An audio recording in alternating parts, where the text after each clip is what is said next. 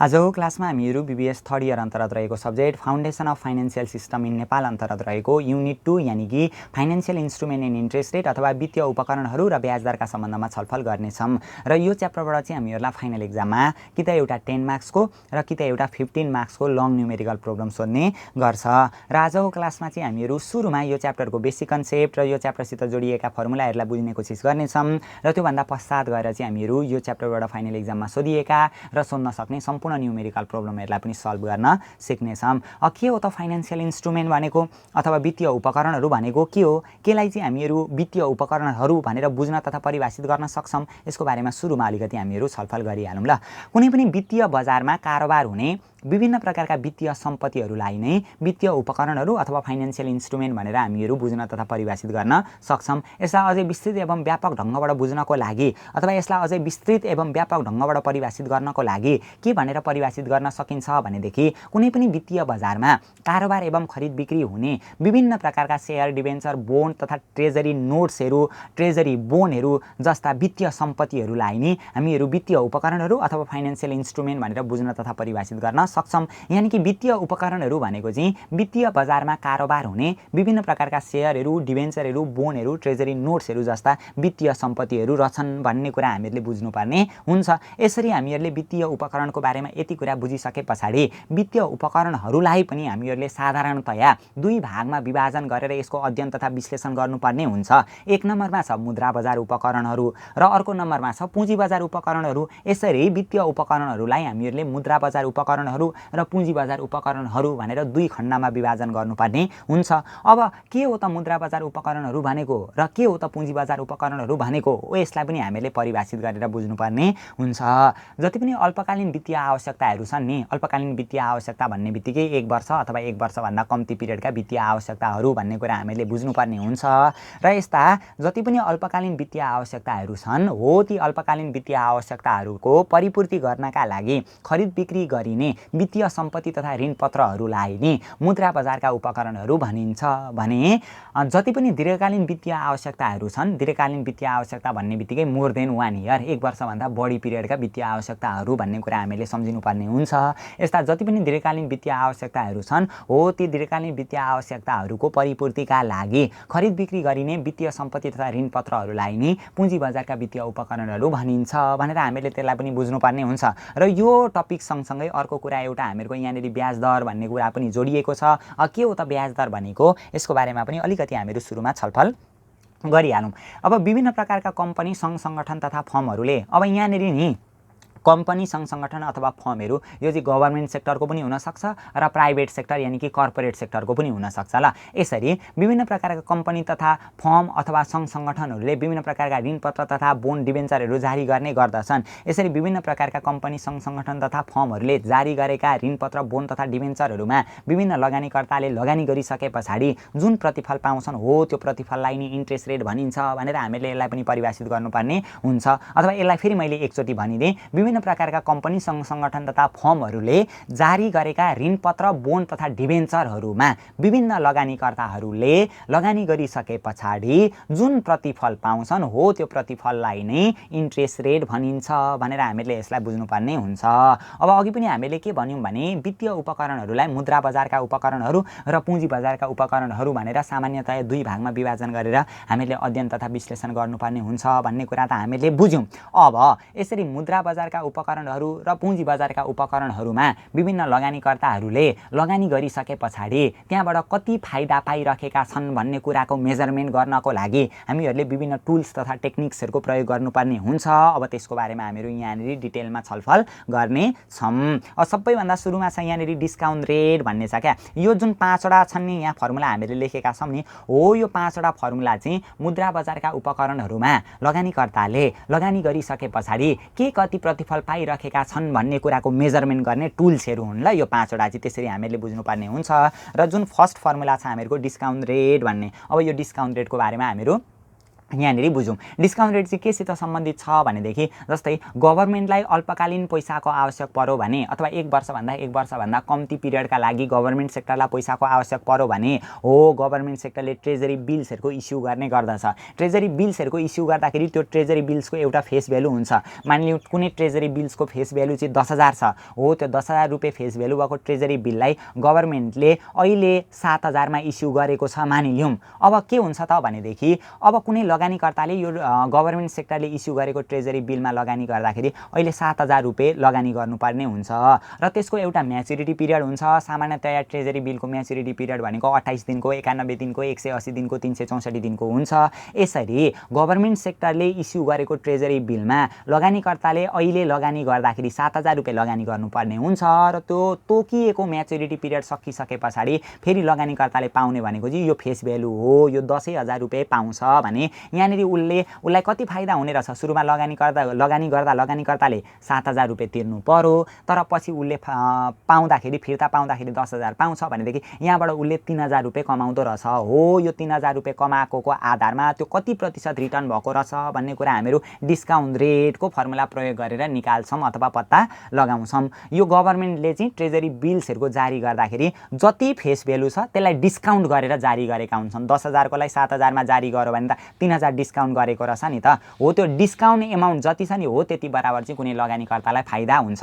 किनभने लगानीकर्ताले आज तिर्दाखेरि 7,000 तिर्नुपर्छ, म्याच्युरिटी पिरियड सकिसके पछाडि पाउँदाखेरि यो फेस भ्यालु नि पाउँछ भने यहाँ जति डिस्काउन्ट भएको छ दुईटाको ग्याप जति छ त्यो चाहिँ लगानीकर्ताका लागि नाफा हुन्छ। हो त्यो नाफाको आधारमा हामीले डिस्काउन्ट रेट पत्ता लगाउनु पर्ने हुन्छ। अब डिस्काउन्ट रेट निकाल्नका लागि face value minus price. Face value हामीलाई क्वेसनले दिएकै हुन्छ। यो ट्रेजरी बिलको एउटा फेस भ्यालु हुन्छ, यो सुरुमा फेस भ्यालु भयो, अनि प्राइस भनेको कतिमा जारी गरेको छ त्यो प्राइस हामीलाई क्वेसनले दिएकै हुन्छ, divide by face value into 360 का मनी टी हुन्छ। टी भनेको चाहिँ म्याच्युरिटी अफ टी बिल भन्ने हुन्छ ल। ट्रेजरी बिलको म्याच्युरिटी पिरियड कति हो? सामान्यतया ट्रेजरी बिलको म्याच्युरिटी पिरियड 28 दिन, 91 दिन, 180 दिन र 364 दिनको हुन्छ भन्ने कुरा अघि पनि हामीले डिस्कस गरिसक्यौँ। अब यो डिस्काउन्ट रेटमा भएको विभिन्न कमी कमजोरीहरूलाई हटाउनको लागि अर्को इन्भेस्टमेन्ट रेट भन्ने हामीहरू प्रयोग गर्छौँ क्या। किनभने यो डिस्काउन्ट रेटमा चाहिँ 1 वर्षमा 360 दिन हुन्छ भन्ने एजुम्सनको आधारमा हामीले पत्ता लगाएको हुन्छ, तर वास्तवमा वर्षमा 360 दिन त हुने होइन। Actual number of days in a year भनेको त 365 दिन हो, वास्तविक रूपमा वर्षमा त 365 दिन हुन्छ। त्यही भएर यो डिस्काउन्ट रेट चाहिँ वर्षमा 360 दिन हुन्छ भन्ने एजुम्सनको आधारमा हामीले निकालेको हुन्छ।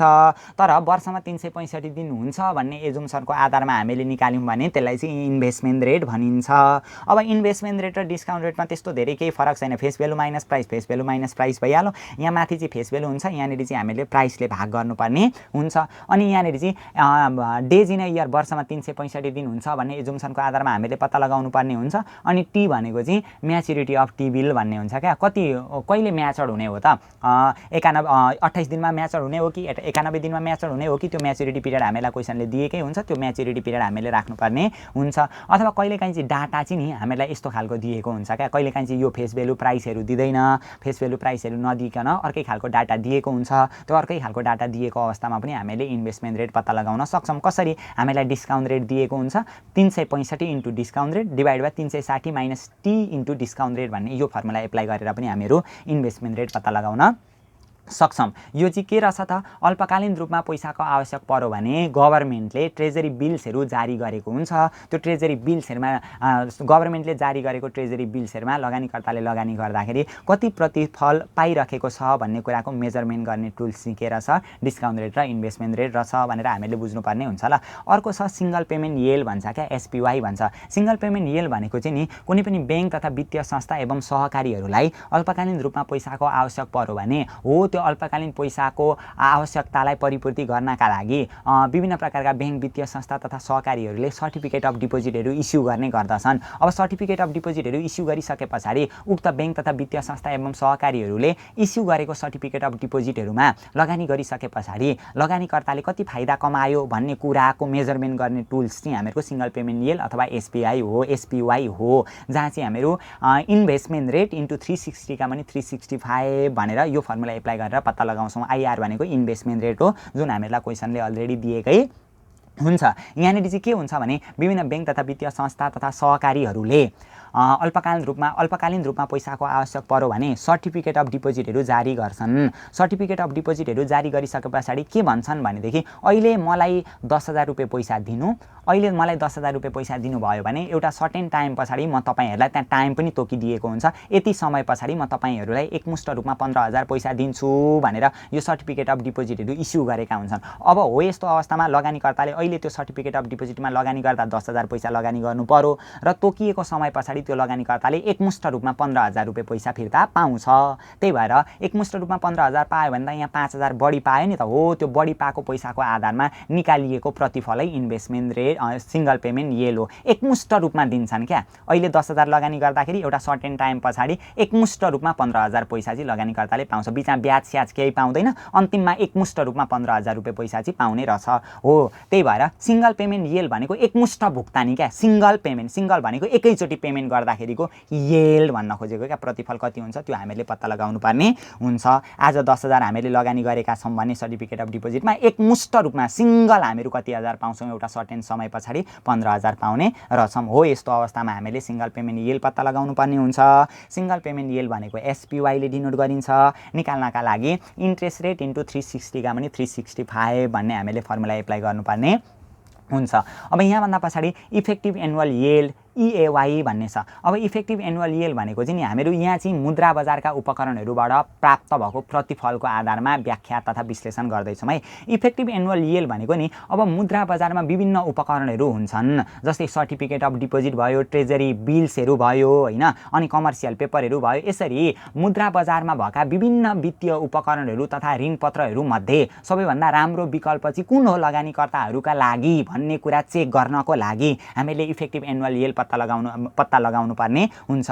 यो मुद्रा बजारमा पनि विभिन्न वित्तीय उपकरणहरू हुन्छन् क्या, विभिन्न ऋणपत्रहरू भइराखेका हुन्छन्। हो त्यो मध्ये ती विभिन्न विकल्पहरूमध्ये सबैभन्दा उत्तम तथा प्रभावकारी विकल्प कुन हो भनेर पत्ता लगाउनका लागि हामीले इफेक्टिभ एनुअल येल्ड पत्ता लगाउनु पर्ने हुन्छ। इफेक्टिभ एनुअल येल्ड निकाल्नका लागि 1 plus investment rate into T का पनि 365। यो माथिको टुपी दुइटैमा एउटै हुन्छ है। यहाँ पनि 365 का पनि टी, यहाँ पनि 365 का पनि टी, -1 भइहाल्यो, 1 भइहाल्यो। फरक भनेको यहाँ अलिकति फरक हुन्छ।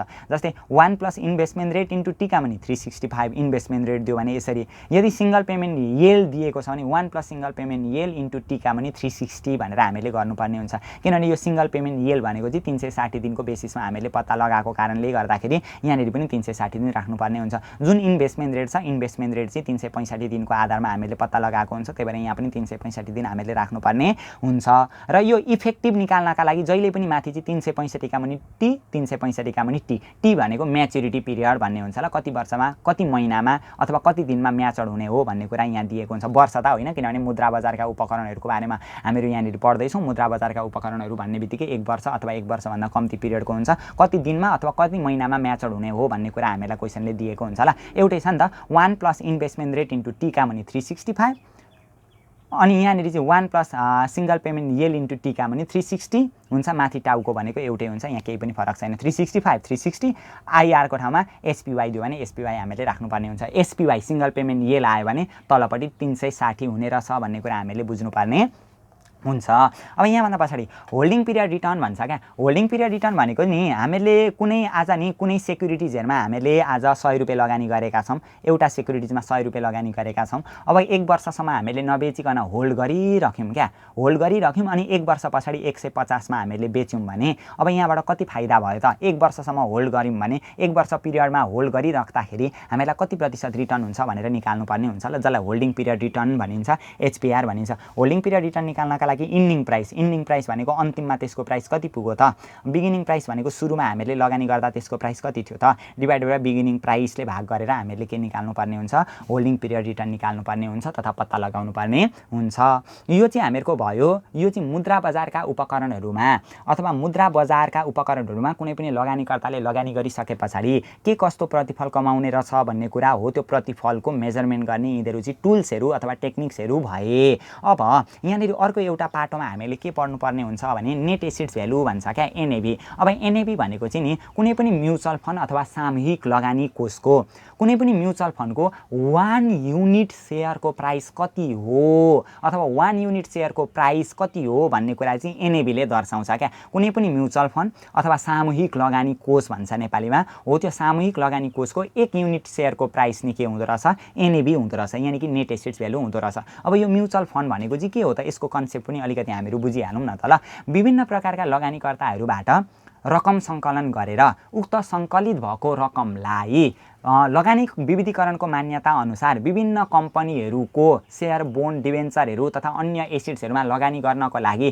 खडा भएको एउटा लगानी कम्पनीलाई नै सामूहिक लगानी कोष भनिन्छ भनेर हामीले बुझ्नुपर्ने हुन्छ। त्यसको बारेमा हामीहरू पछि बुझ्छौँ होइन। अहिले चाहिँ के मात्रै बुझ्ने भने नेट एसेट्स भ्यालु भनेको चाहिँ म्युचुअल फन्डमा भएको अथवा सामूहिक लगानी कोषको एउटा सेयरको मूल्यलाई नै के भनिन्छ, नेट एसेट्स भ्यालु भनिन्छ, एनएबी भनिन्छ। अब यो एनएबी चाहिँ कसरी पत्ता लगाउनु पर्ने हुन्छ भने टोटल एसेट्समा लाइबिलिटिज घटाउने, टोटल एसेट्स हामीलाई क्वेसनमा दिएकै हुन्छ, म्युचुअल फन्डको टोटल एसेट्स कति हो भन्ने कुरा, अनि म्युचुअल फन्डको लाइबिलिटिज कति हो भन्ने कुरा हामीलाई दिएकै हुन्छ, divide by number of share or unit outstanding भन्ने हुन्छ। त्यो म्युचुअल फन्डमा जम्मा कतिवटा सेयर छन् त त्यसले हामीले भाग गर्नुपर्ने हुन्छ, जुन भाग गर्ने बित्तिकै म्युचुअल फन्डमा भएको एउटा युनिट सेयरको प्राइस यानि कि एनएबी हामीहरू पत्ता लगाउन सक्छौँ। अब यो एनएबी पत्ता लगाइसके पछाडि नि हामीले अफर प्राइस पर सेयर, त्यो म्युचुअल फन्डमा जुन एनएबी छ नि सामान्यतया म्युचुअल फन्डमा भएको सेयरको कारोबार चाहिँ यो एनएबीमा हुन्छ। नेट एसेट्स भ्यालु जति छ नि हो त्यसमै कारोबार हुन्छ, खरिद बिक्री हुन्छ। तर कहिलेकाहीँ चाहिँ नि त्यहाँ विभिन्न कमिसनहरूको कुरा आउँछ, लोड फीहरूको कुरा आउँछ, हो यसरी लोड फीहरूको कुरा आएको छ भने हामीले अफर प्राइस निकाल्नु पर्ने हुन्छ ल। अफर प्राइस पर सेयर भन्छ कि अफर प्राइस निकाल्नका लागि जुन त्यो नेट एसेट्स भ्यालु छ नि हो त्यो नेट एसेट्स भ्यालुमा 1 minus load fee in fraction भनेर हामीले यसले भाग गर्नुपर्ने हुन्छ ल। अफर प्राइस निकाल्नु भनेर आयो भनेदेखि त्यो म्युचुअल फन्डमा भएको एउटा युनिट सेयरको प्राइसलाई यानि कि एनएबीलाई divided by 1 minus load fee in fraction गरेर चाहिँ हामीले के निकाल्नु पर्ने हुन्छ, अफर प्राइस निकाल्नु पर्ने हुन्छ। र यो दुईटा फर्मुला चाहिँ यो म्युचुअल फन्डकोसित रिलेटेड हो होइन। अब यहाँनिर मैले एउटा फर्मुला छुटाएको छु, त्यो फर्मुलाको बारेमा पनि हामीहरू यहाँनिर डिस्कस गरिहालौँ ल। हामीले यति त बुझ्यौँ नि म्युचुअल फन्डमा भएको 1 युनिट सेयरको प्राइस एनएबी हो त्यो एनएबी निकाल्नका लागि टोटल एसेट्स माइनस लाइबिलिटिजका पनि नम्बर अफ सेयर अथवा युनिट आउटस्ट्यान्डिङ हुँदो रहेछ। अनि त्यहाँभन्दा पछाडि अफर प्राइस निकाल्नु पर्यो भने नेट एसेट्स भ्यालुलाई 1 minus load fee in fraction गरेर भाग गर्नु पर्दो रहेछ भन्ने कुरा पनि हामीले बुझ्यौँ। अब यहाँभन्दा पछाडि अर्को एउटा कुरा के बुझ्नुपर्छ भने डिस्काउन्ट अथवा प्रिमियम पर्सेन्टेज निकाल्नु भन्छ क्या। Premium PREMIUM premium percentage, discount अथवा प्रिमियम पर्सेन्टेज कति छ त म्युचुअल फन्डको सेयरको त्यो निकाल्नु पर्ने हुन्छ। यो डिस्काउन्ट अथवा प्रिमियम पर्सेन्टेज निकाल्नका लागि नि यो पनि टिपिराख्नु होला, मार्केट प्राइसमा माइनस एनएबी घटाएर फेरि एनएबीले हामीले भाग गर्नुपर्ने हुन्छ। हो यसो गऱ्यौँ भने चाहिँ डिस्काउन्ट अथवा प्रिमियम आउँछ। हो यसो गर्दाखेरि यदि पोजिटिभ आयो भने त्यो प्रिमियम हुन्छ र नेगेटिभमा निस्क्यो भने त्यो डिस्काउन्ट हुन्छ भनेर हामीले बुझ्नुपर्ने हुन्छ। अब यो जुन मार्केट प्राइस छ नि कहिलेकाहीँ मार्केट प्राइस निकाल्नु भनेर भनिदिन्छ क्या। हो यो मार्केट प्राइस चाहिँ कसरी निकालिन्छ भनेदेखि जुन त्यो म्युचुअल फन्डमा भएको एउटा युनिट सेयरको प्राइस छ नि एनएबी, नेट एसेट्स भ्यालु हो त्यो एनएबी 1 माइनस डिस्काउन्ट छ भने हो यसरी घटाउनु पर्छ। यदि एनएबीमा 1 प्लस प्रिमियम छ भने हामीले के गर्नुपर्छ, जोडेर के गर्नुपर्छ, मार्केट प्राइस पत्ता लगाउनु पर्ने हुन्छ। कहिलेकाहीँ चाहिँ हामीलाई डिस्काउन्ट अथवा प्रिमियम पर्सेन्टेज निकाल्नु भन्छ। म्युचुअल फन्डमा भएको 1 युनिट सेयरमा कति डिस्काउन्ट अथवा प्रिमियम भइरहेको छ त्यो पत्ता लगाउनु भन्छ। डिस्काउन्ट अथवा प्रिमियम, डिस्काउन्ट निकाल्नु भने पनि प्रिमियम निकाल्नु भने पनि हामीले एउटै फर्मुला युज गर्छौँ, मार्केट प्राइस माइनस एनएबी का भने एनएबी गर्छौँ होइन। यदि प्लसमा आयो भने प्रिमियम हुन्छ, माइनसमा आयो भने डिस्काउन्ट हुन्छ। र कहिलेकाहीँ चाहिँ मार्केट प्राइस निकाल्नु भन्छ। मार्केट प्राइस निकाल्नु भन्यो भने चाहिँ जुन त्यो एनएबी छ एनएबीमा 1 माइनस डिस्काउन्ट गर्छौँ र यदि प्रिमियम छ भने एनएबी 1 प्लस प्रिमियम गरेर हामीहरू पत्ता लगाउँछौँ। यो चाहिँ हामीहरूको म्युचुअल फन्डसित रिलेटेड भयो। अनि अर्को छ हामीहरूको इन्फ्लेसन रेट भन्छ क्या। इन्फ्लेसन रेट भनेको मुद्रास्फीतिको दर कति छ त्यो पत्ता लगाउनु भनेर पनि हामीलाई 2 मार्क्सको सर्ट क्वेसन सोध्न सक्छ। अब यो इन्फ्लेसन रेट भनेको चाहिँ नि जस्तै के हो भनेदेखि मानिलिउँ आज हामीले यो डटलाई 10 रुपियाँमा किन्यौँ भने वर्षको अन्तिममा गएर चाहिँ यो डटलाई 15 रुपियाँमा किन्नुपर्ने भयो भने डट यही हो, यही डटलाई वर्षको सुरुमा 10 रुपियाँमा किन्यौँ र वर्षको अन्तिममा 15 रुपियाँमा किन्यौँ भने त्यही सामान किन्नका लागि हामीले धेरै मुद्रा खर्च गर्नु पर्यो। यसरी मुद्राको मूल्य चाहिँ घटिरहेको हुन्छ क्या। मुद्राले जुन सामान किन्न सक्ने क्षमता हो त्यो चाहिँ गुमाइरहेको हुन्छ हो त्यसलाई नि कति प्रतिशतले गुमाइरहेको छ त्यसलाई नि इन्फ्लेसनको रेट भनिन्छ भनेर हामीले बुझ्नुपर्ने हुन्छ। जस्तै यो डट पेनको एक्जाम्पल भन्दा अहिले सान्दर्भिक एक्जाम्पल के हुन्छ भने 1.5 वर्ष अगाडि पेट्रोल 100 रुपियाँ भाउ थियो। 100 रुपियाँ भाउको पेट्रोल अहिले आएर 180 रुपियाँ भएको छ भने त्यही 1 लिटर पेट्रोल खरिद गर्नका लागि 1.5 वर्ष अगाडि 100 रुपियाँ तिर्नु पर्थ्यो। आज त्यही पेट्रोल खरिद गर्नका लागि 180 रुपियाँ तिर्नुपर्छ। त्यही 1 लिटर खरिद गर्न परिमाण बढेको छैन, तर त्यही 1 लिटर खरिद गर्नका लागि अहिले 1.5 वर्ष अगाडि 100 रुपियाँ थियो, अहिले 180 रुपियाँ भयो भनेदेखि कति रुपियाँले यहाँनिर बढिरहेको छ त यसको भाउ? 80 रुपियाँले बढिरहेको छ। त्यही सामान त्यही 1 लिटर खरिद गर्नका लागि हामीले धेरै पैसा तिर्नु पर्यो भने कतिले चाहिँ अवमूल्यन भएको रहेछ यसको आधारमा हामीले इन्फ्लेसन रेट निकाल्नु पर्ने हुन्छ क्या। इन्फ्लेसन रेट कति रहेछ? अहिले हामीले 180 तिर्नु पर्यो, सुरुमा 100 थियो, डिभाइड बाइ सुरुमा 100 थियो भने कति प्रतिशतले रहेछ त इन्फ्लेसन रेट? 180 मा 100 घटाउँदाखेरि 80 हुन्छ, डिभाइड बाइ 100 ले भाग गर्दा 0.80 यानी कि 80% ले चाहिँ इन्फ्लेसन रेट रहेछ। 80% ले चाहिँ मुद्राको मूल्य के भइरहेको रहेछ? घटिरहेको रहेछ। मुद्राको क्रय गर्ने क्षमता, मुद्राको सामान किन्न सक्ने क्षमता चाहिँ 80% ले के भइरहेको रहेछ? घटिरहेको रहेछ भनेर हामीले यसरी इन्फ्लेसन रेट निकाल्नु पर्ने हुन्छ ल। इन्फ्लेसन रेट निकाल्नका लागि कन्ज्युमर प्राइस इन्डेक्स T+1 भन्ने छ। कुनै एक वर्षको अन्तिममा, जस्तै कुनै वर्षको सुरुमा पेट्रोल 100 थियो, कुनै वर्षको अन्तिममा पेट्रोल 180 भयो भने यो चाहिँ के हुन्छ? कन्ज्युमर प्राइस इन्डेक्स T+1 भन्ने हुन्छ। यो वर्षको अन्तिमलाई चाहिँ CPI consumer price index T+1 भन्ने हुन्छ।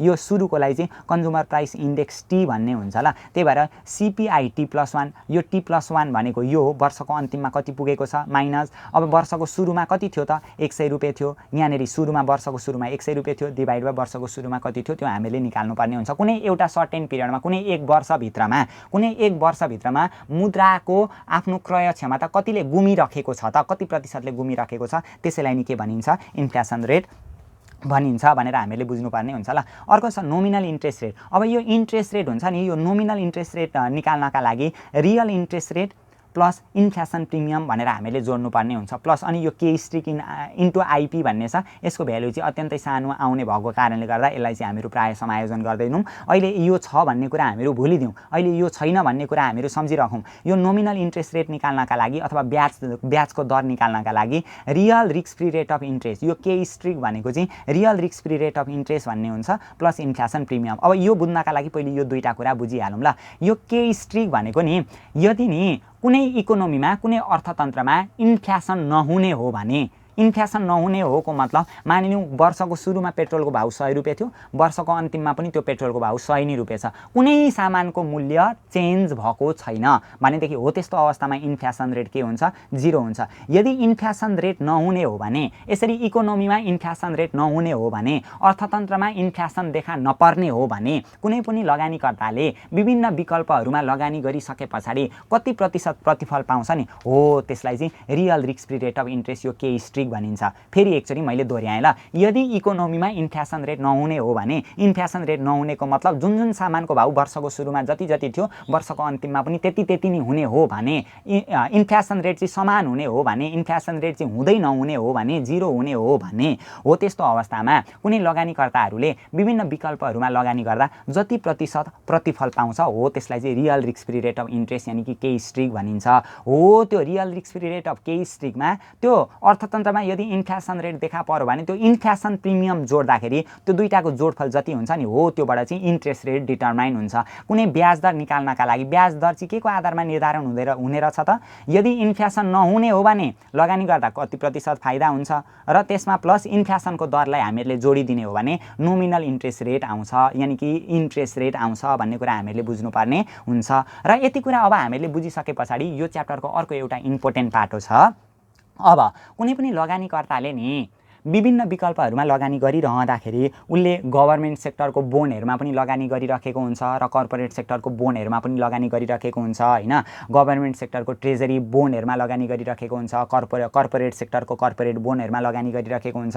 यदि गभर्नमेन्ट सेक्टरको बोन्डमा लगानी गरेको छ भने त्यहाँबाट पनि उसले इन्ट्रेस्ट पाउँछ र कर्पोरेट सेक्टरको बोन्डमा लगानी गरेको छ भने त्यहाँबाट पनि उसले इन्ट्रेस्टहरू पाउँछ क्या। यसरी कुनै लगानीकर्ताले गभर्नमेन्ट सेक्टरको बोन्डमा लगानी गर्दा कति प्रतिशत ब्याज पाउँछ भन्ने कुरा चाहिँ हामीहरू यो फर्मुला फर्मुला प्रयोग गरेर निकाल्छौँ। र कर्पोरेट सेक्टरमा लगानी गरेको छ कुनै लगानीकर्ताले भनेदेखि त्यो कर्पोरेट सेक्टरमा लगानी गरिसके पछाडि उसले कति प्रतिशत ब्याज पाउँछ भन्ने कुरा चाहिँ यो फर्मुला युज गरेर हामीहरू निकाल्छौँ। गभर्नमेन्ट सेक्टर भनेको सरकारी क्षेत्र अनि कर्पोरेट सेक्टर भनेको निजी क्षेत्र भन्न खोजेको ल। गभर्नमेन्ट सेक्टरले जुन बोनहरू जारी गर्छ हो त्यो गभर्नमेन्ट सेक्टरले जारी गरेको बोनहरूलाई ट्रेजरी बोन भनिन्छ क्या। यसरी ट्रेजरी बोनमा लगानीकर्ताले लगानी गरिसके पछाडि पाउने ब्याजको निर्धारण यसरी हुन्छ।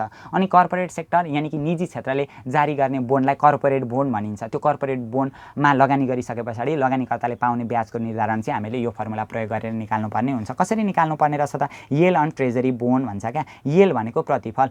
ट्रेजरी बोनमा लगानी गरिसके पछाडि लगानीकर्ताले जति ब्याज पाउँछ त्यो ब्याज नै लगानीकर्ताका लागि येल हो क्या, फाइदा हो। त्यही भएर yield on treasury bond, treasury बोनमा लगानी गरिसके पछाडि कति इन्ट्रेस्ट रेट पाउँदो रहेछ त त्यो निकाल्नका लागि के स्ट्रिक प्लस आइपी प्लस एमआरपी भन्ने हुन्छ ल। के स्ट्रिक भनेको real risk free rate of interest, अर्थतन्त्रमा केही जोखिमहरू नहुनु हो भने, इन्फ्लेसनहरू नहुनु हो भने, मुद्रास्फीतिहरू नहुनु हो भने लगानीकर्ताले लगानी गरिसके पछाडि कति प्रतिफल पाउँछ त्यो चाहिँ के स्ट्रिक हो। त्यो के स्ट्रिकमा इन्फ्लेसन प्रिमियम कति छ त्यो जोड्ने र म्याच्युरिटी रिस्क प्रिमियम कति छ हो त्यो जोड्यौँ भने चाहिँ हामीले ट्रेजरी बोनबाट प्राप्त गर्ने ब्याज पत्ता लगाउन सक्छौँ। यो एमआरपी म्याच्युरिटी रिस्क प्रिमियमको बारेमा एकछिनमा हामीहरू डिस्कस गर्छौँ। येल अन कर्पोरेट बोन भनिराखेको छ। कर्पोरेट बोनमा कर्पोरेट सेक्टरले जारी गर्ने बोन यानि कि कर्पोरेट बोनमा कुनै पनि लगानीकर्ताले लगानी गरिसके पछाडि कति प्रतिशत प्रतिफल अथवा ब्याज पाउँछ भन्ने कुराको निर्धारण चाहिँ यो फर्मुला एप्लाई गरेर हामीले निकाल्छौँ। यो चाहिँ अघि हामीले सुरुमा चाहिँ के पढ्यौँ भने मुद्रा बजारका उपकरणहरू भन्ने पढ्यौँ यहाँनिर होइन। मुद्रा बजारका उपकरणमा लगानी गरिसके पछाडि के कति प्रतिफल पाउँछ भन्ने कुरा पढ्यौँ। यो चाहिँ पुँजी बजारका उपकरणहरू भन्छ ल। यो जुन बोनहरू छ नि ट्रेजरी बोनहरू, कर्पोरेट बोनहरू भन्ने छ नि हो, यसको अवधि चाहिँ 1 वर्षभन्दा धेरै पिरियडको हुन्छ ल। 1 वर्षभन्दा धेरै पिरियडका बोनहरूमा लगानी गरिसके पछाडि अथवा यस्ता पुँजी बजारका उपकरणहरूमा लगानीकर्ताले लगानी गरिसके पछाडि कति प्रतिशत प्रतिफल पाउने रहेछ भन्ने कुराको यहाँनिर हामीहरू गणना गर्न सिक्दैछौँ ल। एउटा ट्रेजरी बोनमा लगानी गर्दा के स्ट्रिक प्लस आइपी प्लस एमआरपी हुँदो रहेछ। तर कर्पोरेट बोनमा लगानी गरेको छ भने के स्ट्रिक प्लस आइपी प्लस एमआरपी यहाँसम्म त एउटै हो, प्लस यहाँनिर चाहिँ डिफल्ट रिस्क प्रिमियम र लिक्विडिटी रिस्क प्रिमियम पनि जोडिन्छ। यो एमआरपी भनेको म्याच्युरिटी रिस्क प्रिमियम हो ल। यहाँनिर चाहिँ यो कर्पोरेट बोनमा चाहिँ डिफल्ट रिस्क प्रिमियम र लिक्विडिटी रिस्क प्रिमियम पनि हुन्छ। अब के हो त म्याच्युरिटी रिस्क प्रिमियम भनेको, के हो त डिफल्ट रिस्क प्रिमियम भनेको, के हो त लिक्विडिटी रिस्क प्रिमियम भनेको, यसको बारेमा पनि हामीहरू बुझिहालौँ ल। कुनै पनि लगानीकर्ताले नि विभिन्न बोनहरूमा लगानी गरिरहँदाखेरि त्यो बोनको ब्याज दरमा भएको परिवर्तनले गर्दाखेरि त्यो बोनको प्राइसमा पनि परिवर्तन हुन्छ, जसले गर्दाखेरि निर्धारित समय सकिसके पछाडि अथवा धेरै लामो समयको बोनहरूमा लगानी गर्दाखेरि त्यो बोनको प्राइसमा चाहिँ उथलपुथल आउँछ क्या, घट्न सक्ने सम्भावना हुन्छ हो। त्यस्तो किसिमको जोखिमलाई चाहिँ म्याच्युरिटी रिस्क प्रिमियम भनिन्छ। दीर्घकालीन क्या 1 वर्षभन्दा धेरै 1 वर्षभन्दा बढी अवधि भएका ट्रेजरी बोनहरू अथवा कर्पोरेट बोनहरूमा लगानीकर्ताले लगानी गरिसके पछाडि ब्याज दरमा आएको परिवर्तनले गर्दाखेरि त्यो ट्रेजरी बोन अथवा कर्पोरेट बोनहरूको प्राइसमा पनि परिवर्तन आउँछ, त्यसको प्राइस घट्न पनि सक्छ हो। त्यस्तो जोखिमलाई नै म्याच्युरिटी रिस्क प्रिमियम भनिन्छ। अनि डिफल्ट रिस्क प्रिमियम भनेको छ नि, डिफल्ट रिस्क प्रिमियम चाहिँ असुली सम्बन्धी जोखिम भन्ने हुन्छ क्या। जस्तै सुरुमा यो ट्रेजरी बोनहरू अथवा कर्पोरेट बोनहरूमा लगानी गर्दाखेरि एउटा शर्त हुन्छ क्या, एउटा निश्चित समयावधिसम्म सामा र ब्याज भुक्तानी गर्दै जाने अथवा फिर्ता गर्दै जाने भन्ने शर्त हुन्छ नि। वर्षपछि ब्याज तिर्दै जाने, वर्षपछि सामाहरू पनि भुक्तानी गर्दै जाने भन्ने कुरा जुन शर्त गरेको हुन्छ नि, कहिलेकाहीँ चाहिँ कर्पोरेट सेक्टरबाट नि यानि कि निजी क्षेत्रले चाहिँ नि त्यस्तो शर्तहरू पालना गर्दैन क्या। तिर्नुपर्ने समयमा ब्याज पनि तिर्दैन, तिर्नुपर्ने समयमा सामा पनि तिर्दैन हो। त्यस्तो नतिर्न सक्ने सम्भावनालाई चाहिँ डिफल्ट रिस्क प्रिमियम भनिन्छ, असुली सम्बन्धी जोखिम भनिन्छ। जुन लगानी गरिसके पछाडि जुन निर्धारित समयमा सामा र ब्याज हामीहरूले पाउँदै जानुपर्ने हो त्यो समयमा हामीले सामा र ब्याज पाउन सकेनौँ भने हो त्यस्तोलाई चाहिँ डिफल्ट रिस्क प्रिमियम भनिन्छ।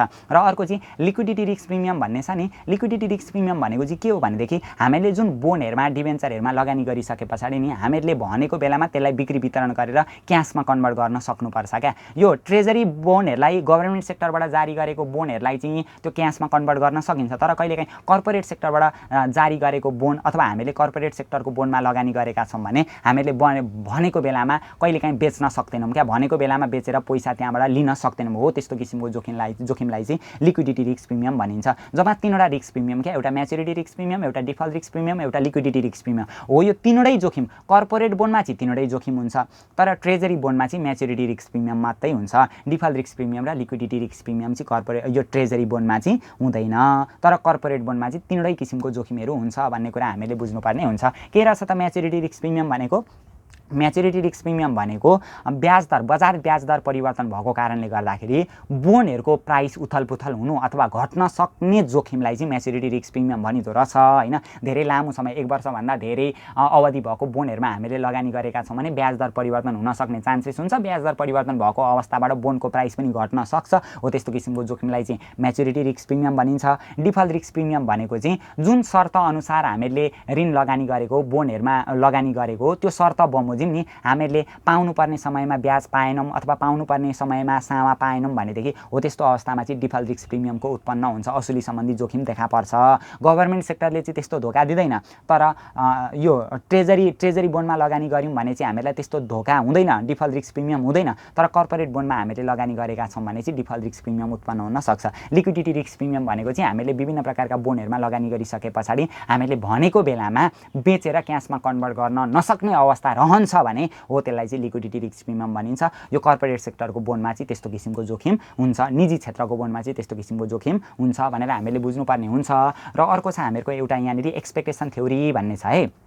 यो एक्सपेक्टेसन थ्योरी भन्ने छ, अपेक्षा सिद्धान्त। यसको बारेमा चाहिँ हामीहरु न्यूमेरिकल प्रोब्लम गर्दाखेरि बुझ्छौं। अहिले चाहिँ के मात्रै बुझिराखौं भने यो t k n निकाल्नका लागि 1 + 0 k n को पावर n अनि 1 + 0 k t को पावर t को होल पावर 1/n - t - 1 हुँदो रहेछ भन्ने कुरा यति हामीले बुझिराखौं हैन। पछि न्यूमेरिकल प्रोब्लमहरु सल्भ गर्दाखेरि यो कुरा पनि हामीहरु एकदमै क्लियरली तरिकाले बुझिहाल्छौं। र यदि हामीले फर्मुला जान्यौं भनेदेखि नि जान्यौं पनि जानि पनि राख्नु पर्दैन। अहिले सुरुमा त हामीले यति टकटकी हेरेका छौं भनेदेखि ध्यान दिएर हेर्यौं भनेदेखि नि फाइनल एक्जाममा सोध्न सक्ने सम्पूर्ण प्रोब्लमहरुलाई मिलाउन सकिहाल्छौं। अब चाहिँ हामीहरु यो च्याप्टरबाट नि सबैभन्दा सुरुमा चाहिँ बुकमा भएका न्यूमेरिकल प्रोब्लमहरुलाई सल्भ गर्न सिकौं। त्यहाँभन्दा पश्चात गएर चाहिँ सेटमा भएका हामीहरुलाई फाइनल एक्जाममा सोधिएका केही न्यूमेरिकल प्रोब्लमहरुको बारेमा पनि हामीहरु छलफल गर्नेछौं।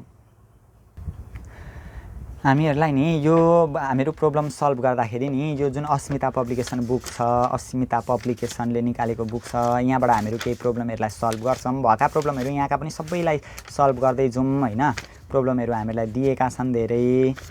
ती प्रोब्लमहरुलाई मज्जाले सल्भ गर्यौं भने नि ओल्ड इज गोल्डका प्रोब्लमहरु गर्न पनि हामीलाई त्यस्तो समस्या हुँदैन। ओल्ड इज गोल्डका पनि प्रोब्लम हामीहरु गर्दै जान्छौं। यहाँ जम्मा हामीलाई नि 23 वटा दिएको रहेछ। लङ क्वेशनै 23 वटा दिएको रहेछ। अब यी भएका प्रोब्लमहरु म सुरुमा यहाँनेरि गराउँदै जान्छु ल। यहाँ भएका प्रोब्लमहरु पहिले हामीहरु सिकिसकौं हैन। यो प्रोब्लम सिकिसकेपछि त हामीहरु जानिहाल्छौं। सम्पूर्ण प्रोब्लमहरु मिलाउन पनि केही गाह्रो हुँदैन। सबैभन्दा सुरुमा चाहिँ कन्सेप्ट चाहिँ क्वेशन एन्ड प्रोब्लमबाटै म गएँ। यहाँ भएका न्यूमेरिकल प्रोब्लमहरु सुरुमा सल्भ गर्न सिकौं हैन।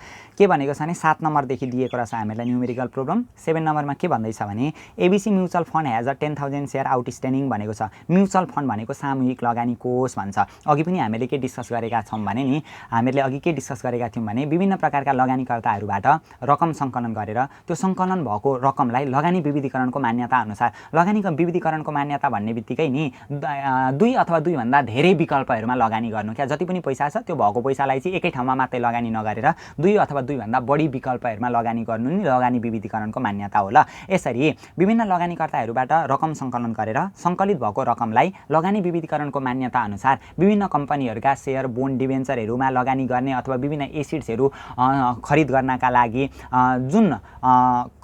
लागि स्थापना भएको जुन लगानी गर्ने एउटा कम्पनी हुन्छ त्यसैलाई नि सामूहिक लगानी कोष भनिन्छ ल। यो सामूहिक लगानी कोषले चाहिँ सबैभन्दा सुरुमा विभिन्न लगानीकर्ताहरुबाट रकम संकलन गर्छ र संकलन भएको रकमलाई चाहिँ लगानी विविधीकरणको मान्यता अनुसार विभिन्न प्रकारका शेयर डिबेन्चर बोन्ड तथा एसिड्सहरु खरिद गर्नका लागि प्रयोग गरिराखेको हुन्छ। हो यस्तो कम्पनीहरुलाई नि के भनिदो रहेछ सामूहिक लगानी कोष भनिदो रहेछ भनेर हामीले बुझ्नुपर्ने हुन्छ। त्यो छाड्दियौं। अब डेफिनेसनको पाटो अहिले छाड्दियौं। प्रोब्लम हामीलाई के भनेको छ भने 7 मा के भनेको छ ABC mutual fund has a 10,000 share outstanding भन्दैछ। यो एबीसी म्युचुअल फन्डमा चाहिँ जम्मा 10,000 वटा शेयर दिएका रहेछन् भनेर हामीलाई क्वेशनले भन्दैछ ल। 7 नम्बरमा म गएँ। गिभनको पाटोमा हामीलाई के भनेको छ यो लेखिहालौं ल। Number of share outstanding, number of share outstanding भनेर दिएको रहेछ। यो म्युचुअल फन्डमा चाहिँ जम्मा कति हजारवटा शेयर दिएका रहेछन् हामीलाई 10,000 वटा शेयर दिएका रहेछन्। यहाँनेरि लेखिदिन्छौं हामीहरु 10,000 शेयर भनेर लेखिदिन्छौं हैन।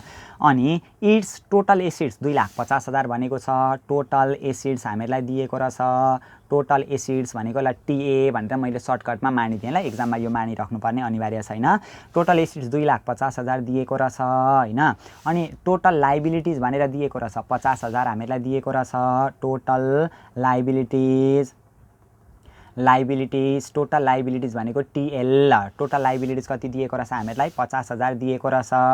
अनि यहाँ भन्दा पछाडी हामीलाई एनएभी पर शेयर भन्दैछ क्या। एनएभी पर सेयर निकाल्नु भन्दैछ क्या, net assets value per share निकाल्नु भन्दैछ। अब यो जुन म्युचुअल फन्डमा भएको एउटा युनिट सेयरको जुन प्राइस हुन्छ नि त्यसलाई नेट एसिड्स भ्यालु भनिन्छ क्या। त्यही भएर एनएभी पर सेयर हामीले अघि भर्खरै जस्ट डिस्कस गरेका थियौँ। एनएभी पर सेयर निकाल्नका लागि टोटल एसिड्समा हामीहरू टोटल लाइबिलिटिज घटाउँछौँ, टोटल एसिड्समा टोटल लाइबिलिटिज घटाउने अनि divided by number of share आउटस्ट्यान्डिङले भाग गर्नुपर्ने हुन्छ भनेका थियौँ। नम्बर अफ आउटस्ट्यान्डिङ सेयरले के गर्नुपर्छ, भाग गर्नुपर्ने हुन्छ भनेर अघि यो फर्मुला हामीले भर्खरै डिस्कस गरेका थियौँ। यो म्युचुअल फन्डलाई बुझ्दाखेरि यो नेट एसिड्स भ्यालु भनेको टोटल एसिड्समा लाइबिलिटिज घटाउने, नम्बर अफ सेयर अथवा युनिट सेयरले हामीले भाग गर्नुपर्ने हुन्छ। युनिट सेयर किन भनिन्छ भनेदेखि म्युचुअल फन्डमा भएको एउटा सेयरलाई 1 युनिट सेयर भनिन्छ क्या, त्यही भएर युनिट सेयर पनि भनिन्छ। जे दियो त्यही लेख्दा भइहाल्यो। टोटल एसिड्स हामीलाई अहिले कति दिएको रहेछ, यहाँनिर टोटल एसिड 2,50,000 दिएको रहेछ, 2,50,000 भइहाल्यो। टोटल लाइबिलिटिज हामीलाई 50,000 दिएको रहेछ, यो 50,000 भइहाल्यो। Divide by number of share कति दिएको रहेछ हामीलाई, यहाँनिर नम्बर अफ सेयर भनेर 10,000 दिएको रहेछ, 10,000 लेखिदिइहाल्ने गर्दाखेरि 2,50,000 मा 50,000 घटाउँदा 2 लाख आइहाल्यो हामीहरूको, 2 लाख भयो डिभाइडेड बाई 10,000 भनेर लेखिदिने। 4 वटा 0 काट्यो, कति रुपियाँ आउने रहेछ, ₹20 आउने रहेछ। दियो net assets value per share is 20 भनेर अन्तिममा लेखिदिने, जसको एन्सर हामीलाई यहाँनिर दिएको पनि छ। Net assets value per share is ₹20 भनेर लेख्न हामीहरू सकिहाल्छौँ। अब 8 नम्बरमा हामीहरू जान्छौँ ल। 8 नम्बरमा के भनेको छ त्यो 8 नम्बरको प्रब्लमको बारेमा सल्भ गर्छौँ। के भन्दैछ भने एनएभी अफ ओपन इन फन्ड भनेको छ नि। यो म्युचुअल फन्डको जेनरली दुईवटा टाइपहरू हुन्छन् क्या, एउटा ओपन इन फन्ड र अर्को क्लोज इन फन्ड। यदि त्यो म्युचुअल फन्डमा भएको सेयरहरूको नि निरन्तर रूपमा खरिद बिक्री भइरहेको छ भने त्यो ओपन इन हुन्छ म्युचुअल फन्ड। क्लोज इन भनेको चाहिँ एकचोटि खरिद बिक्री भएको छ भने धेरै लामो समयपछि मात्रै पुनः खरिद बिक्री हुन्छ भने त्यस्तोलाई चाहिँ क्लोज इन म्युचुअल फन्ड भनिन्छ ल। त्यही भएर NAV of open in mutual fund 20 भन्दैछ। अहिले एनएभी क्या, हामीलाई एनएभी यानि कि net assets value per share क्वेसनले दिएकै रहेछ। ओपन इनको net assets value NAV per share given भनेर लेख्ने ल। एनएभी पर सेयर भनेर हामीलाई दिएको रहेछ, कति दिएको रहेछ, अलरेडी हामीलाई दिएको रहेछ 20 दिएको रहेछ ओपन इन म्युचुअल फन्डको हैन। अनि अझै के भन्दैछ भने if fund front end load fee 5% भन्दैछ। अब यो ओपन इन भन्ने बित्तिकै निरन्तर रूपमा खरिद बिक्री भइराखिने म्युचुअल फन्डलाई जनाउँछ क्या। अब निरन्तर रूपमा खरिद बिक्री भइरहेको छ भने त्यहाँ विभिन्न प्रकारको कमिसनहरूको कुरा आउँछ, विभिन्न प्रकारको खर्चहरूको कुरा आउँछ, जसलाई चाहिँ फ्रन्ट इन लोड फी भनिन्छ क्या। त्यहाँनिर चाहिँ लोड फीहरू पनि लागिराखेको हुन्छ। त्यही भएर लोड फीको कति कुरा गरेको छ यहाँनिर 5%। त्यही भएर क्लोज इन फन्डमा चाहिँ यो फ्रन्ट इन लोड फीको कुरा आउँदैन। क्लोज इन म्युचुअल फन्ड भनौँ भने चाहिँ त्यहाँनिर डिस्काउन्ट अथवा प्रिमियमहरूको कुरा आउँछ। तर ओपन इन म्युचुअल फन्ड भनेको छ भने चाहिँ त्यहाँनिर लोड फीहरूको पनि कुरा आउँछ ल। यति कुरा चाहिँ बुझिहालौँ। एउटा ओपन इन म्युचुअल फन्ड, अर्को close in mutual fund. Open in भनेको चाहिँ निरन्तर रूपमा म्युचुअल फन्डमा भएको सेयरहरूको खरिद बिक्री भइरहेको छ भने त्यो ओपन इन हुन्छ, जहाँ चाहिँ निरन्तर रूपमा खरिद बिक्री भइराख्ने भएको कारणले गर्दा कमिसनहरूको साथसाथै विभिन्न खर्चहरू पनि देखा पर्छ, जसलाई लोड फी भनिन्छ। र क्लोज इन म्युचुअल फन्ड भनेको चाहिँ एकचोटि खरिद बिक्री भएको छ भने धेरै लामो समयपछि मात्रै अर्कोचोटि खरिद बिक्री हुन्छ, हो त्यस्तोमा चाहिँ डिस्काउन्ट प्रिमियमको कुरा आउँछ, त्यहाँनिर चाहिँ लोड फीको कुरा हामीलाई गर्दैन। त्यो पनि बुझिराखौँ ल। यहाँनिर चाहिँ के भनेको छ भने if fund front end load fee भनेर हामीलाई दिएको रहेछ 5%। फ्रन्ट इन लोड फी भनेर हामीलाई दिएको रहेछ। फ्रन्ट इन लोड फी हामीलाई 5% भनेर दिएको छ। अब जहिले पनि नि यो एनएभी र लोड फीबाट अफर प्राइस निस्किन्छ क्या। क्वेसनले भनोस् नभनोस् ओएफएफईआर अफर प्राइस निस्किन्छ। आफै हामीले यहाँ लेखिदिँदै हाल्दा भइहाल्छ ल। यो नपढिकन मैले लेखेँ त्यही भनेकै हुन्छ। What should be the offer price भन्दैछ क्या। अफर प्राइस बी भन्दैछ। अब यो अफर प्राइस जहिले पनि हामीलाई नि क्वेसनले यो एनएभी दिएको छ भने एनएभी र यो लोड फीबाट जहिले पनि अफर प्राइस निस्किन्छ। हामीले एउटा कुरा के बुझ्नुपर्छ भने जहिले पनि एनएभी अथवा डिस्काउन्ट या प्रिमियम दियो भने एनएभी र डिस्काउन्ट प्रिमियम दियो भने मार्केट प्राइस निस्किन्छ। के निस्किँदो रहेछ? मार्केट प्राइस निस्किन्छ। जहिले पनि एनएभी र डिस्काउन्ट प्रिमियमको कुरा गऱ्यो भने मार्केट प्राइस निस्किन्छ र एनएभी र लोड फीको कुरा गऱ्यो भने अफर प्राइस निस्किन्छ ल। अब अफर प्राइस कसरी निकाल्नुपर्छ हामीले भनेदेखि अफर प्राइस निकाल्नका लागि NAV divided by 1 minus front end load fee गर्नुपर्छ हामीले। लोड फी भनेर हामीले यसरी यो फर्मुला एप्लाई गर्नुपर्ने हुन्छ। एनएभी हामीहरूको 20 रुपियाँ छँदैछ। 1 minus front end load fee भनेको 5% भनेको 0.05 हुन्छ ल। यसरी गर्नु पर्यो। कति आउँछ? 20 का मुनि 0.95 गर्नु पर्यो। कति आउने रहेछ? 20 का मुनि 0.95 गर्दाखेरि हामीहरूको आउँछ 21.053 आउने रहेछ ल। रुपिस 21.053 आउने रहेछ। यसरी हामीहरू के निकाल्न सक्छौँ? अफर प्राइस निकाल्न सक्छौँ। जुन कुरा हामीलाई यहाँनिर दिएको पनि छ 21.05 मात्रै दियो, हामीले अझै एक स्टेप उतासम्म लेखिदिउँ, केही फरक पर्दैन। र एउटा सम्झिनुपर्ने कुरा के रहेछ, जहिले पनि एनएबी र लोड फी दियो भने अफर प्राइस निस्किन्छ। अफर प्राइस निकाल्नका लागि NAB divide by 1 minus front end load fee हुन्छ।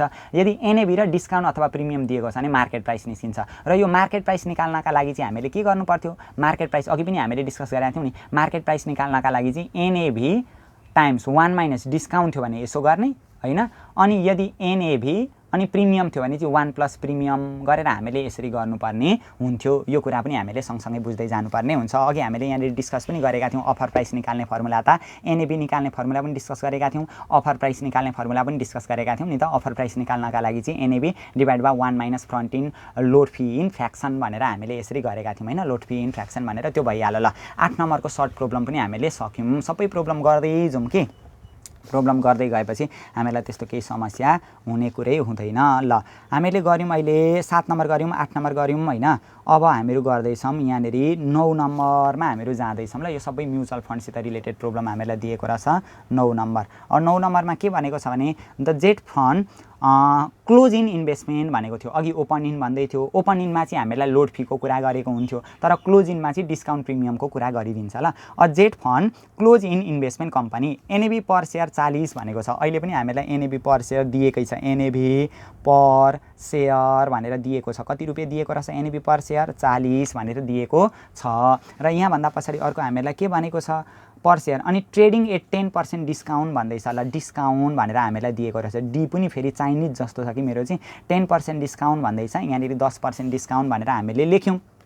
अनि trading at 10% discount calculate the market price of jet fund भन्दैछ नि। अघि हामीले के भनेको थियौँ, एनएबी र डिस्काउन्ट अथवा प्रिमियमबाट मार्केट प्राइस निस्किन्छ। अहिले त्यही मार्केट प्राइस निकाल्नु भनेर हामीलाई भन्दैछ। यहाँ पनि के निकाल्नु भन्दैछ, मार्केट प्राइस निकाल्नु भन्दैछ। ल मार्केट प्राइसलाई एमपीले डिनोट गरिदिएँ मैले। मार्केट प्राइस निकाल्नका लागि जुन त्यो एनएबी छ, त्यो एनएबीमा 1 माइनस डिस्काउन्ट भनेर यसरी गर्नुपर्ने हुन्छ।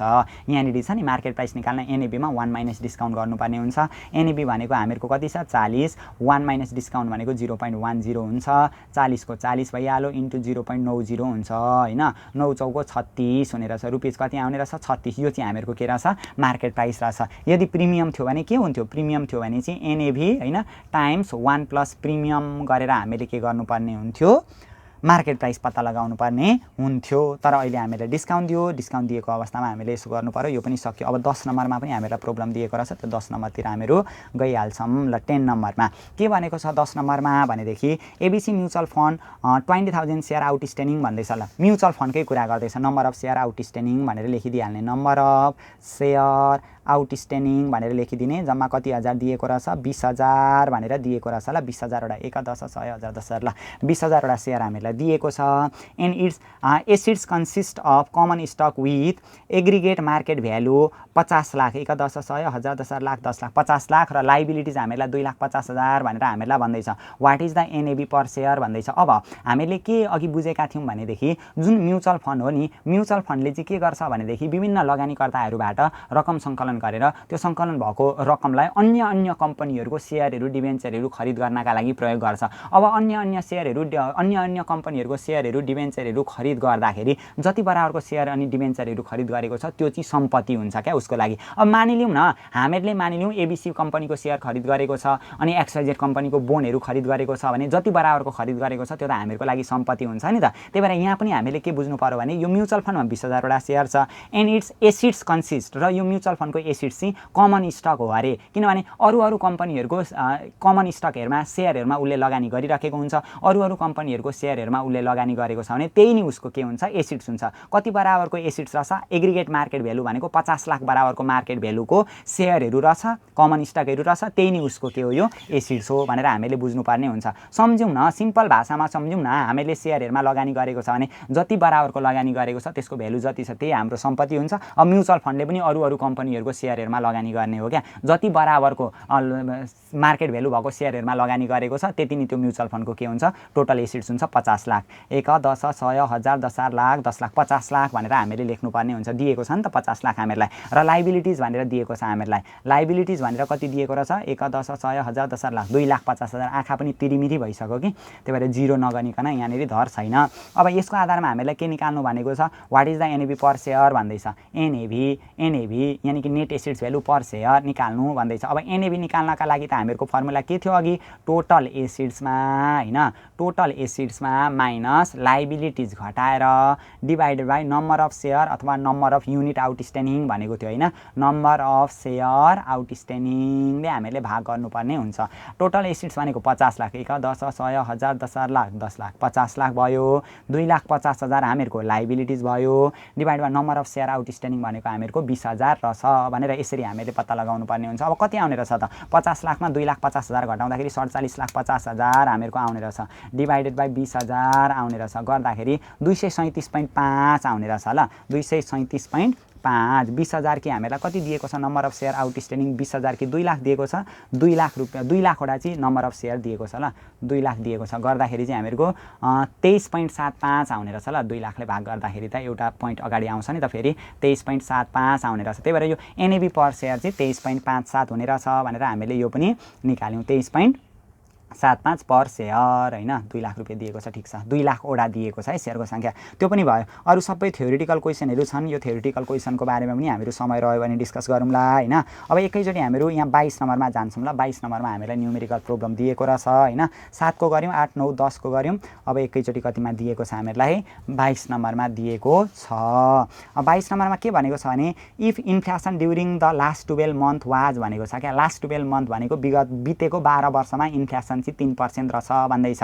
अनि the interest rate during the period is 8% भन्दैछ अब यहाँ ध्यान दिने ल inflation rate during the last 12 month भनेर दिएको छ नि यसरी बितेको 12 महिनाको इन्फ्लेसन यति हो भनेर एकमुष्ट रूपमा हामीलाई दिएको छ भने त्यो इन्फ्लेसन प्रिमियम हुन्छ बितेको 12 महिनामा इन्फ्लेसन यति छ अथवा बितेको 5 वर्षमा अथवा बितेको 3 वर्षमा एभरेज रूपमा इन्फ्लेसन यति छ भनेर दियो भने त्यो जहिले पनि इन्फ्लेसन प्रिमियम हुन्छ भनेर हामीले मान्नु पर्ने हुन्छ INFLATION inflation premium PREMIUM premium inflation premium भनेको आइपी हुन्छ हैन इन्फ्लेसन प्रिमियम चाहिँ 3% रहेछ बितेको 12 महिनामा अनि interest rate during the period 8% अब इन्ट्रेस्ट रेट मात्रै भनेको छ नि दुईटा इन्ट्रेस्ट रेट हुन्छ एउटा नोमिनल इन्ट्रेस्ट रेट हुन्छ एउटा रियल इन्ट्रेस्ट रेट हुन्छ अब इन्ट्रेस्ट रेट मात्रै भन्नु भने त्यो चाहिँ नोमिनल इन्ट्रेस्ट रेट हुन्छ जसलाई के ले हामीहरु डिनोट गर्छौं यहाँनेरि भनेको छ नि लास्ट 12 मन्थमा इन्फ्लेसन हामीहरुको 3% दिएको छ र interest rate during the period 8% अब इन्ट्रेस्ट रेट मात्रै भन्नु भने एउटा नोमिनल इन्ट्रेस्ट रेट हुन्छ एउटा रियल इन्ट्रेस्ट रेट हुन्छ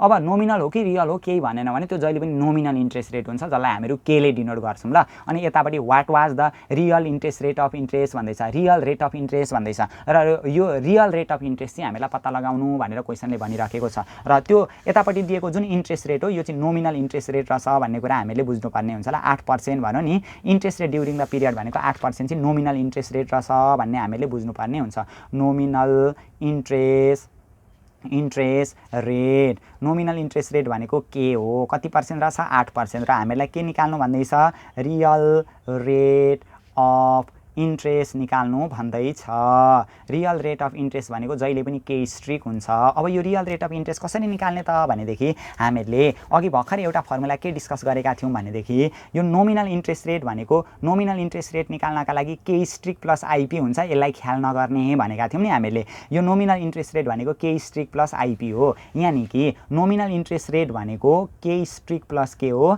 आइपी हो भने अब यो के चाहिँ कति दिएको छ नोमिनल इन्ट्रेस्ट रेट कति दिएको छ 8% दिएको छ अब के स्ट्रिक रियल इन्ट्रेस्ट रेट भनेको के स्ट्रिक हुन्छ प्लस आइपी भनेको इन्फ्लेसन प्रिमियम 3 अब प्लस 3 यता आउँदा त -3 भने 8 मा 3 घटाउँदा 5 हुन्छ देयरफोर यहाँ के हुन्छ 8% माइनस 3% इज इक्वल टु के स्ट्रिक हुन्छ भने देयरफोर के स्ट्रिक अथवा रियल इन्ट्रेस्ट रेट कति रहेछ 5% रहेछ भनेर हामीले यसरी सिम्पल तरिकाबाट यसलाई निकाल्नु पर्ने हुन्छ ल यो पनि भयो यो कति नम्बरको भयो हामीहरुको यहाँनेरि 22 नम्बरको पनि हामीले गर्यौं 5% निकाल्यौं अब यहाँनेरि दिएको छ 23 नम्बरमा हैन अब त्यस्तै खालको दिएको छ सजिलो खालका दिएका छन् छलफल गर्दै जाम सल्भ गर्दै जाम 23 नम्बरमा अब के भनेको छ if inflation is expected to average 6.5 during the next year भनेको छ। इन्फ्लेसन इज एभरेज भनौँ नि, यसरी एभरेज रूपमा इन्फ्लेसन यति छ भन्यो भने त्यो चाहिँ इन्फ्लेसन प्रिमियम हुन्छ। यहाँ ध्यान दिने ल, एभरेज रूपमा इन्फ्लेसन यति छ भन्यो भने त्यो इन्फ्लेसन प्रिमियम हुन्छ, आइपीले डिनोट गर्नुपर्छ।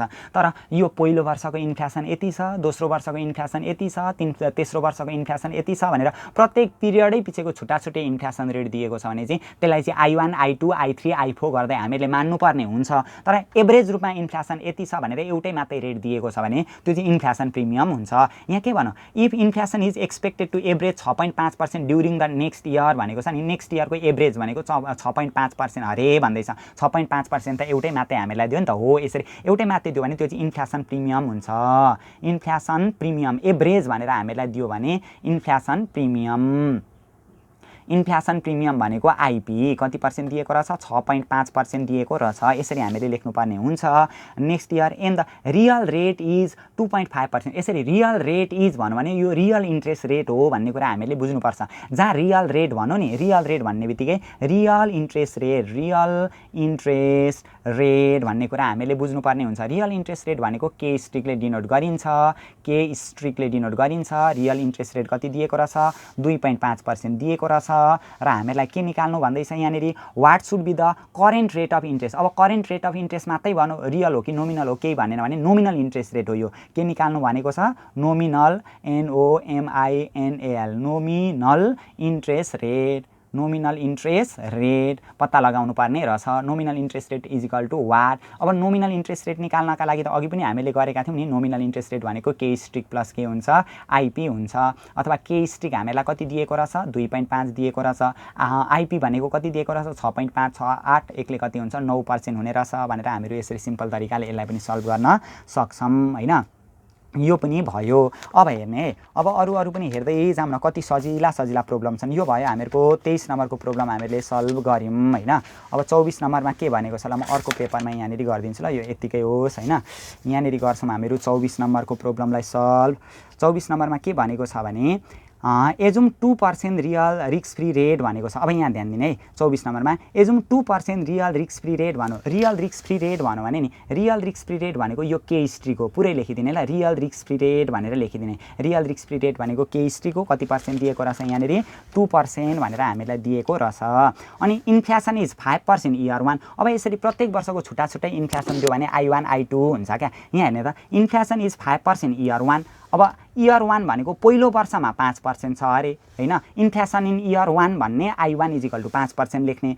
अनि 7% इन इयर 2। अब दोस्रो वर्षमा भनेको I2 कति पर्सेन्ट छ अरे, 7% छ अरे भने what is the yield on 2 year securities भन्दैछ। येल भनेकै इन्ट्रेस्ट रेट हो। कति वर्षको इन्ट्रेस्ट रेट निकाल्नु अरे, 2 वर्षको सेक्युरिटिजको इन्ट्रेस्ट रेट निकाल्नु अरे भन्दैछ। येल भनेको नि, येल भनेकै इन्ट्रेस्ट रेट हो। कति वर्षको इन्ट्रेस्ट रेट, 2। इन्ट्रेस्ट रेटलाई केले डिनोट गरिन्छ, 2 वर्षको इन्ट्रेस्ट रेट निकाल्नु अरे। हामीले कहिले लगानी गर्छौँ, लगानी चाहिँ हामीले वर्तमान समयमा गर्ने भएको कारणले गर्दा 0 भनेर लेख्नुपर्ने हुन्छ ल, इज इक्वल टु वाट भनेर यसरी गर्नुपर्ने हुन्छ। यो चाहिँ 0K2 निकाल्नु पर्ने रहेछ। अब यो 0K2 निकाल्नका लागि नि, येल भनेको यो के हो, कति वर्षको येल निकाल्नु भनौँ, 2 वर्षको येल निकाल्नु भनौँ। लगानी कहिले गर्छौँ, आज वर्तमान समय भनेको 0 इयर हुन्छ, यसरी गर्नुपर्ने हुन्छ ल। 0K2 हामीले पत्ता लगाउनु पर्ने हुन्छ। अब यो 0K2 निकाल्न नि, के स्ट्रिक प्लस IP2 भन्ने यो फर्मुला एप्लाई गर्नु पर्यो। जस्तै हामीलाई 3 वर्षको निकाल्नु भनेको थियो भने, 3 वर्षको येल भनेको थियो भने, येल भनेको के हो, 3 वर्षको निकाल्नु भन्यो भने 3, हामीले लगानी भनेको आज गर्ने हो। अब 3 वर्षको निकाल्नु भन्यो भने चाहिँ के स्ट्रिक प्लस IP3 भन्ने हुन्छ।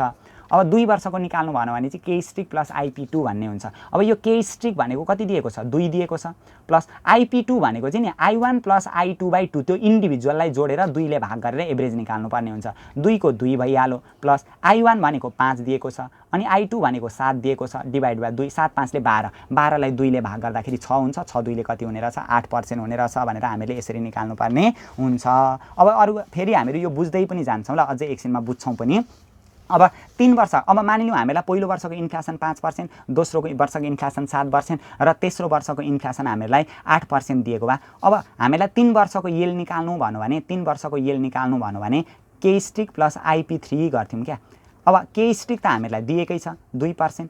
अब IP3 कसरी, IP2 भनेको I1 प्लस I2/2 गऱ्यौँ, IP2 भनेको I1 + I2/2 गर्यौँ भने IP3 भनेको I1 + I2 + I3 3 सम्म जोडेर तिनैले भाग गर्नु पर्यो। IP4 निकाल्नका लागि I1 + I2 + I3 + I4/4 गर्नुपर्ने हुन्छ, त्यसरी निकाल्नु पर्ने हुन्छ। यो कुरा पनि हामीहरू बुझ्दै जान्छौँ ल। अब अर्को कुरा हेरौँ ल, रियल रिस्क फ्री रेट 25 नम्बरमा म गएँ ल, टाइम पनि अब हामीहरूसित कम्ती छ। 25 नम्बरमा के छ भने रियल रिस्क फ्री रेट भनेको के स्ट्रिक, रियल रिस्क फ्री रेट भनेर कति दिएको छ 4% हामीहरूलाई दिएको छ। Average inflation premium for 5 year is 8%। Average भनौँ नि त, एभरेज भनौँ, एउटै मात्रै इन्फ्लेसन प्रिमियम दियो भने त्यो इन्फ्लेसन प्रिमियम आइपी हुन्छ।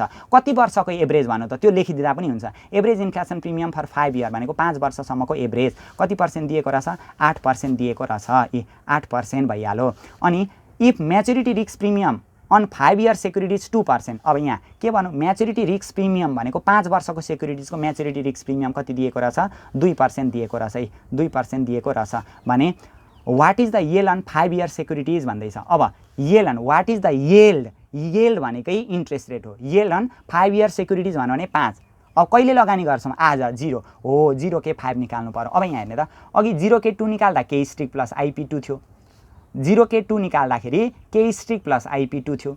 अब 0K5 निकाल्दाखेरि के स्ट्रिक प्लस IP5 हुने रहेछ। अनि प्लस म्याच्युरिटी रिस्क प्रिमियम छ भने हो, यो म्याच्युरिटी रिस्क प्रिमियमलाई पनि हामीले जोड्नुपर्ने हुन्छ। अहिले यति बुझिराखौँ। के स्ट्रिक भनेको कति दिएको छ 4 दिएको छ, IP5 भनेको 8 दिएको छ, MRP भनेको कति दिएको छ 2 दिएको छ। 8 4ले 12, 2ले कति पर्सेन्ट हुन्छ 14% हुन्छ। यसरी हामीले इन्ट्रेस्ट रेटको गणना गर्नुपर्ने हुन्छ। यो चाहिँ हामीले बेसिक कन्सेप्ट अलिकति बुझ्यौँ। अर्को क्लासदेखि चाहिँ हामीहरू यहाँदेखि उता दिएका प्रत्येक लङ न्युमेरिकल प्रोब्लमहरूलाई पनि सल्भ गर्नेछौँ, प्लस ओल्ड इज गोल्डमा दिएका प्रत्येक प्रोब्लमहरूलाई पनि सल्भ गर्दै जानेछौँ।